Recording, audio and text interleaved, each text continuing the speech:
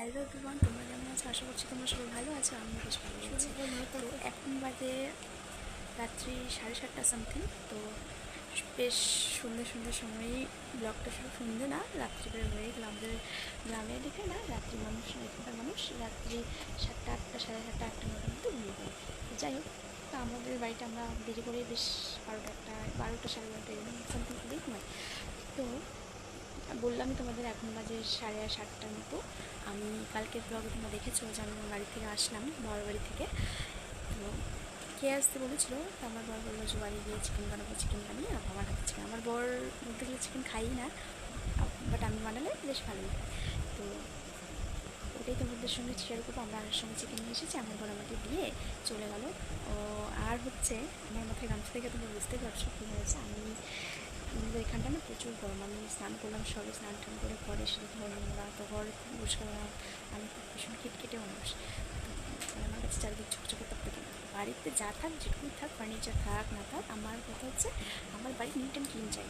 তো চারিদিক আসলাম, সমস্ত কিছু পরিষ্কার করলাম। করার পরে এরকম আমার ছেলে ঘুমিয়েছে, মনে হয় উঠে যাবে এখন, উঠতে পারে। অনেকক্ষণ ঘুমিয়েছিল, বেশ 2 ঘন্টা হয়ে গেল। তো বলতে বলতে কান্না করা শুরু করে দিয়েছে। তো এ হলো আমার বরের ভাস্তি। তো সবসময় আমার কাছ থেকে, মায়ের থেকে কাকের দরদটা ওর কাছে বেশি ম্যাটার করে। তো বেশি বড় হয়ে গেছে, বেশি বক করছি, ব্লগ বড় হয়ে যাবে। তো মাংসটা আমি অলরেডি ধুয়ে ফেলেছি, এখন আর দেখাচ্ছি না, রান্না করার সময় দেখাচ্ছি।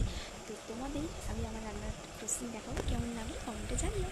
যদি ইউটিউব থেকে দেখে থাকো তাহলে লাইক করো, কমেন্ট করো, সাবস্ক্রাইব করো। আর যদি ভিডিওটা মানে ব্লগটা তোমরা ফেসবুক থেকে দেখে থাকো তাহলে লাইক করো অ্যান্ড ফলো করতে ভুলো। তো এখন মাংস বানানোর জন্য আলু, পেঁয়াজ, রসুন এইসব কেটে নিচ্ছে। আর পাউডার তো আছে, বেশি কিছু লাগবে না মশলা করতে। তো এখন দেখো মাংসটা ভালো করে ধুয়ে নিয়ে এসেছি সরষের তেল দিয়ে। তারপর এখানে সব এর আগে তোমার সব মশলা বেটে ফেলেছি, তোমাদেরকে দেখাতে পারিনি, কারেন্ট চলে গেছে। তো আমাদের বাড়িতে চার্জার লাইট আছে, তাই জন্য তোমরা হয়তো একটু দেখতে পাচ্ছ। তো সমস্ত কিছু দিয়ে দিলাম, হলুদ গুঁড়ো, লঙ্কা গুঁড়ো, লবণ, সরষের তেল এসব দিয়ে মাংসটাকে ভালো করে মেখে নেব। বেশ সুন্দর করে মেখে নিলাম। এখন কিছুক্ষণ রেখে দিয়েছি। তারপরে আলুগুলোকে ধুয়ে কেটে তারপরে হলুদ লবণ দিয়ে মেখে নিলাম। এবার মাখার পর আলুগুলোকে লাল লাল করে ভেজে নিচ্ছি। দেখো লাল লাল করে ভাজা হয়ে গেল আলু।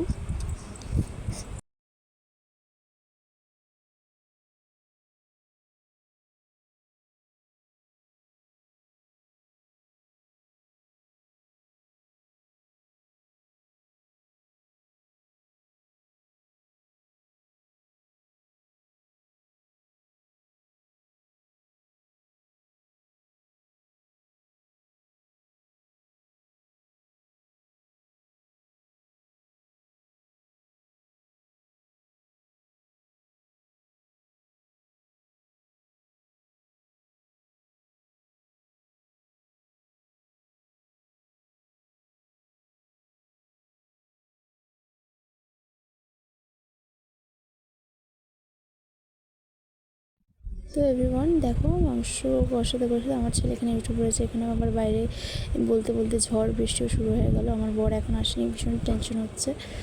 তো এখন ওকে নিয়েই কাজ চালাতে হবে। এবার মাংসে জল দিয়ে দিলাম। জল দেওয়ার পর মাংস আমার প্রায় হয়েই গেছে, একটু ফুটলেই নামিয়ে দেবো।